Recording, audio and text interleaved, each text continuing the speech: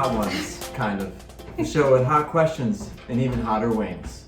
I'm here with my hot guest. contestants. Yes, I'm here with my guest, Megan Gibson. Hi. How you doing today? A little nervous. Yeah, rightfully so. Rightfully so. Yeah.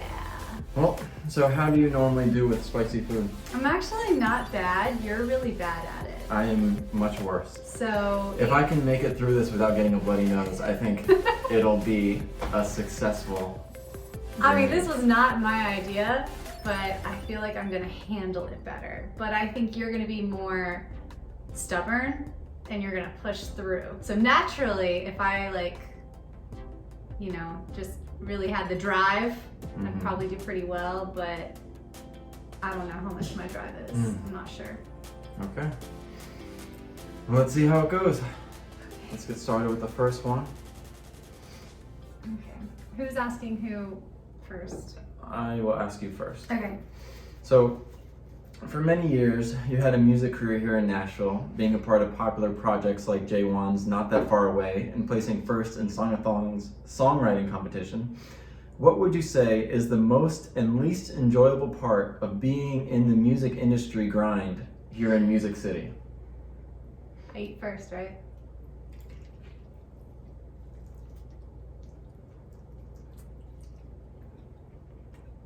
Mm.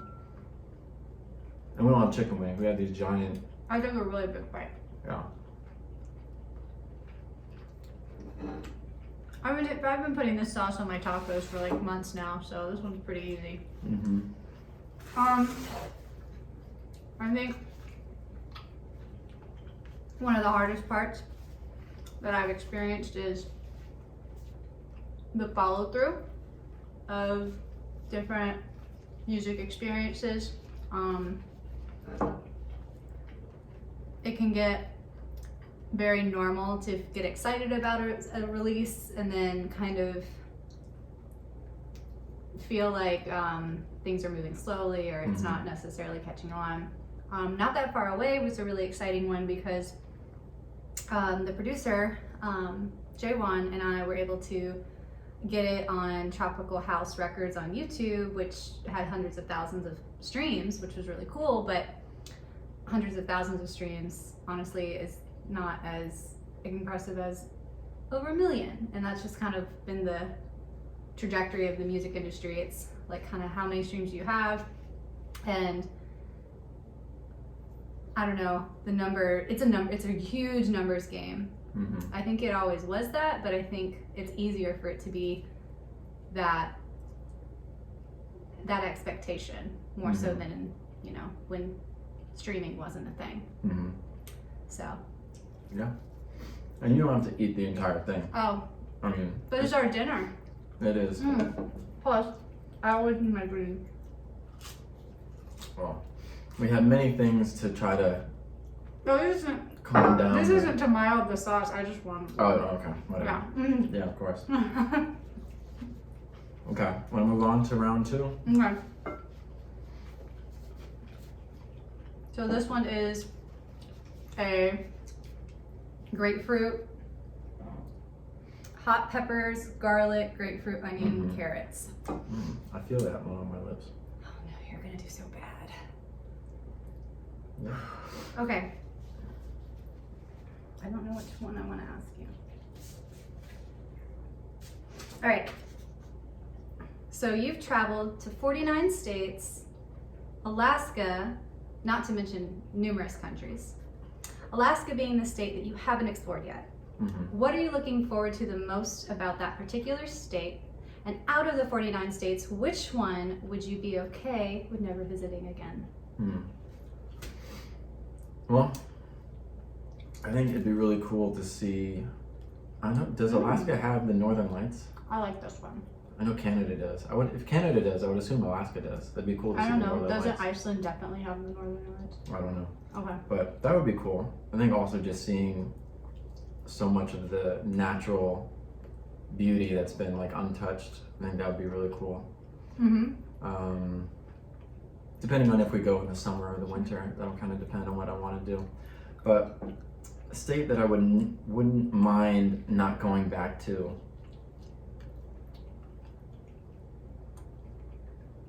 I'd say some of the like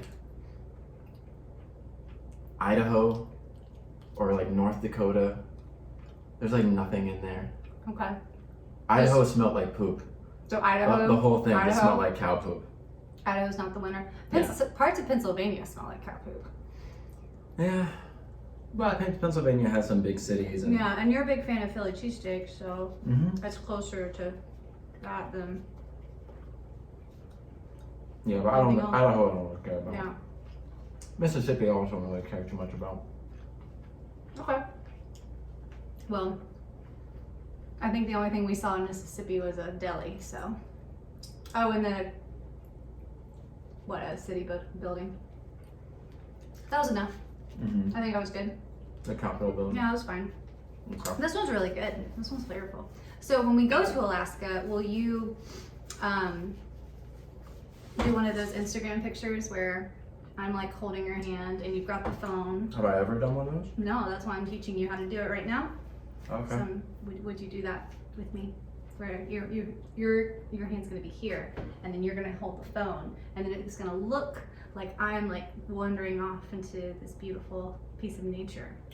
Okay. It's all about me. Yeah, I can tell. That's fine. I don't really care. Okay. Got it on camera. You I'll saying do- that you'll do that photo.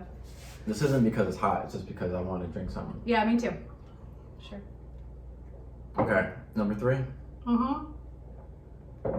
No, this one was good. I actually want like more sauce on this one. Okay. We'll do it later. This one is CHEEBA Gold. Okay. Okay. So, as a songwriter, a lot of your work touches on self-love and knowing your worth.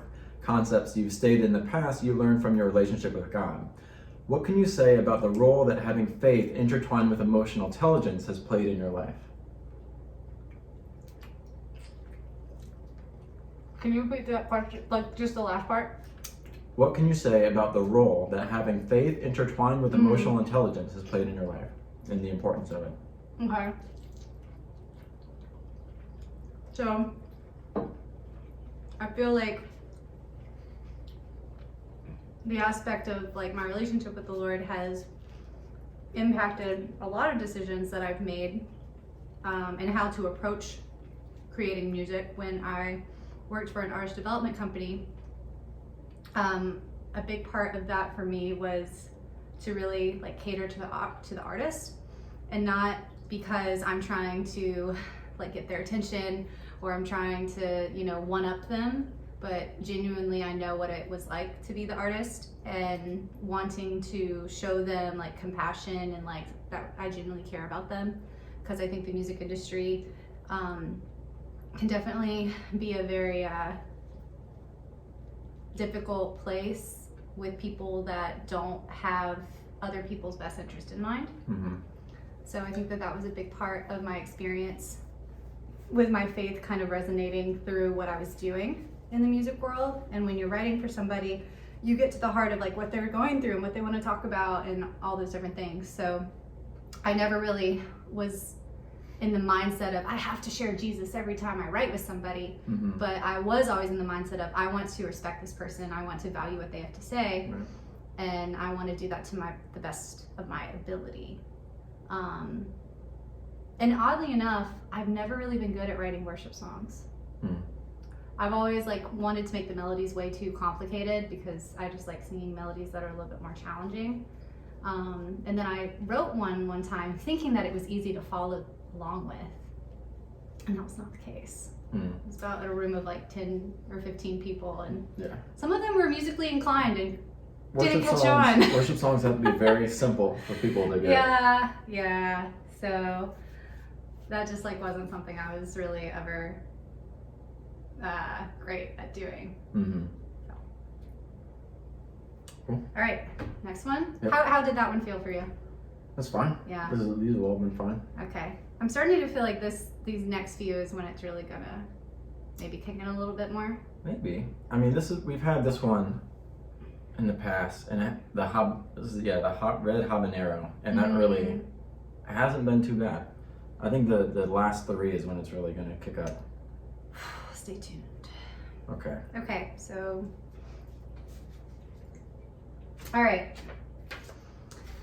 So you have a fantastic sense of humor and a catalog of various comedians from all walks of life. You pride yourself on being the funnier one of the two of us. It's not hard. I don't think I pride myself on it. Which I'm fine with that. It's entertaining for me.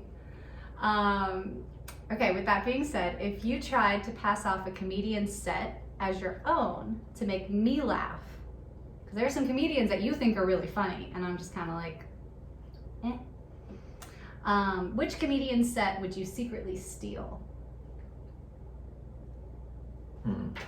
Keeping in mind that you share a lot of these with me as well. Yeah. Well, I know, a lot of the comedians that I like, you don't like. We have very different styles of humor. So if I were to get somebody that would have your style of humor or your brand of humor, I think I would probably steal Theo Vaughn. Yeah, but you show me him. And if you do the voice, that's just a dead giveaway. Oh, so it's without you knowing? Yeah. Oh. Yeah. Yeah, but the accent is so fun. The accent is amazing. Somebody that you don't know. I don't know anybody unless you share them with me. Yeah, but I share so many. You do. So I'm trying to think, because it's like any comedian that I think you'd like, I share with you. So there's a bunch of comedians that you wouldn't like that I haven't shared with you. Sure. Like Anthony Jeselnik, that I think you would hate, but I think it's hilarious. Yeah. So it just depends. But like, I don't remember all the, so like, Bo Burr has some funny stuff, but. Bo Burr? No, that's Bo not Burnham? it. That guy. The tall skinny dude? No, who's the guy that you like? Bill Burr? Bill Burr. See, I don't even know their names. Yeah, I love Bill Burr, but that's not your style. But there's part of it that I think is really funny, and then there's other parts where I'm just like, okay, I'm over this. Right. I guess if it's not Nick Bargatze talking about milk and ice and ordering wrong from Starbucks, then maybe it's hard for me to appreciate I was gonna say, I was like, maybe like you'd like Tom Papa, but I was just like, but I've showed you his stuff. You're doing great. You're doing great. Where are you gonna go? Where are you gonna go? Yeah, so that's the thing, like, I watch so much stand-up that whenever I do see someone that I think you'll like, I show you that person. Oh, and he also watches it ahead of time to make sure that it's something I would even like be okay with too. Yeah. Which is fine. That's not a bad thing. That's like nice. Yeah. I enjoy watching it. I don't look for comedians. Right. I wouldn't want us to experiment on a new comedian and then just like sit for an hour and watch somebody that you don't like. Yeah. That's not fun. Yeah. Because we've had that experience. We did? When we were dating.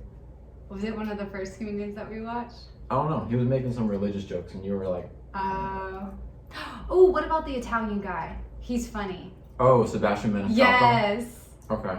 He's good, and I don't think I would have remembered all of his stuff. That's that would have been a good one. You haven't even seen all of his stuff, yeah, so I would. Yeah, I could steal his stuff. Yeah, and you have the voice for it too. Yeah, but he's way more animated than I am. That'd be a tough one. But all right. Well, this hot sauce was really not that hot. Yeah, it was fine. Okay. But this one is going to be the Carolina Reaper. That is one of the hottest peppers, like on the scale leaves something for peppers. I don't know what it's called. I don't know either. Okay.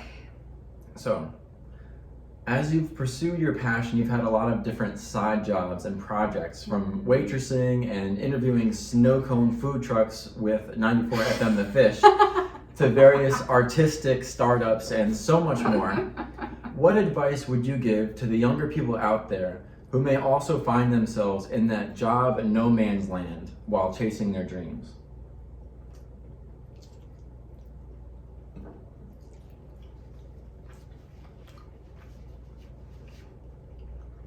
This one's a little hot. Yeah. Oh! Okay. It went from like a 0, like a 1 to like a 7. Honestly, this one is always hotter. Like this one is always hotter for me than these other three. I don't. This one does it to me. This one is terrible. No, this one's a lot for sure. Okay. Okay. Oh. You going for the milk already? Okay. Yeah. That's fine. Yeah, I feel this one all over the place. It's all over my mouth. Okay.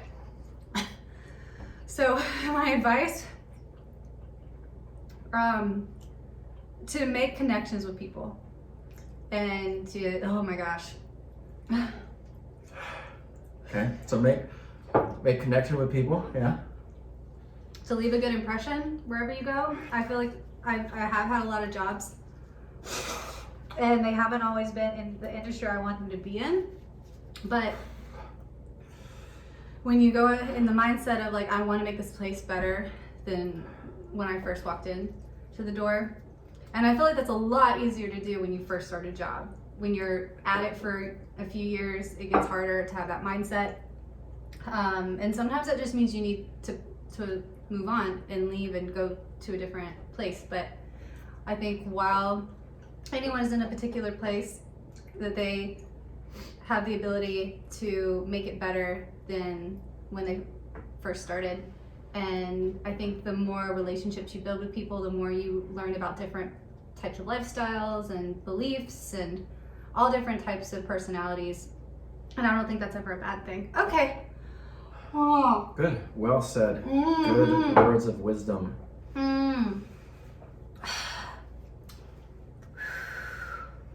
See, I bit it, and then I was like, maybe I'll do one more bite. I'll have some of these greens. Yeah, me too.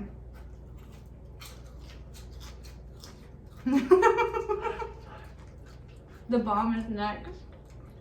Your face is so red right now. Just wait. Oh no. But it's only in certain places. I don't know what to tell you. Yeah. Are you ready? No. Can I ask you a question while we wait? Or maybe I should. No. Okay.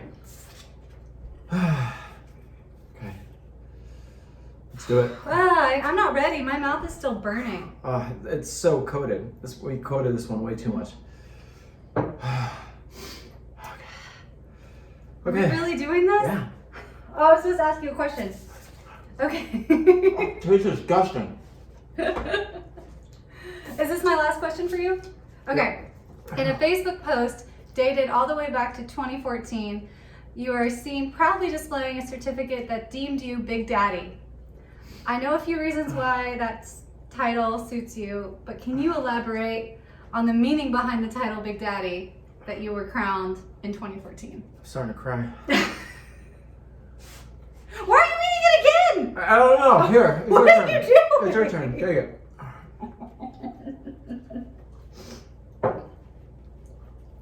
Oh. Big Daddy, go. Why are you Big Daddy?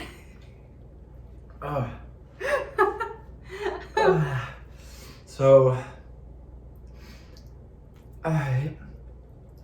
while we were planting the church, we did like an award show kind of thing. Everybody got like a nomination. Oh crap! Yeah, and I was, the guy who was like protecting or cared about people or something. You cared. I don't know. Maybe I was more mature than they were. I don't know. Could have been that I was like the responsible one. And, Do you want some crackers? No, I'm good.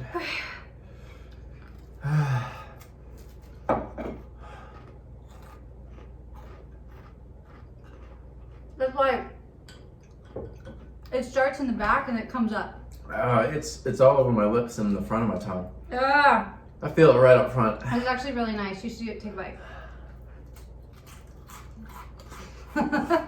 Oh God! It doesn't do anything. It's dust. And it's salty. The salt is making it worse. Bread is supposed to help. Plain bread. Oh.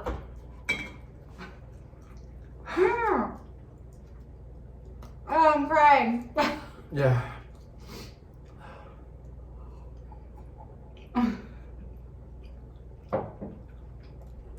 So who decided that you were Big Daddy? Probably Jake and Donnie.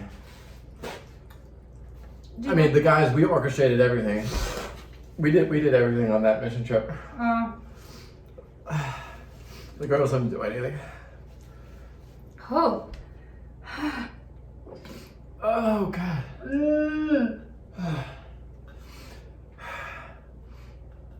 No blood. Okay. It's good. Okay. It's starting to be better. Okay. Are you ready? No. Oh, listen. We gotta move on. We can't dwell on it. Fine. This is called HELLFIRE. Yeah. Okay. All right. Okay. So obviously, you're an extremely artistic person. Whether it's songwriting, photography, teaching art classes, painting murals, creating digital artwork, or renovating furniture you found in a dumpster, can you just walk us through your creative process whenever you take on a new project?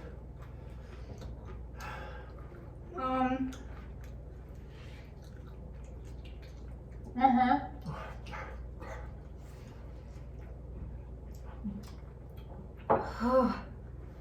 Okay, I'm supposed to bite first and then answer.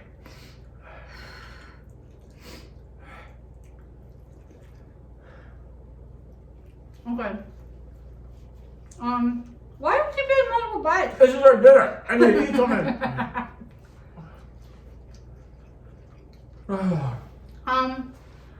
Okay, well, oh God. It's just like yeah, the it heat just just keeps spreading. it fills your mouth. Yeah. It spreads everywhere. And I feel like I'm like using the same paper towel, and I got my nose burnt now. Okay, so.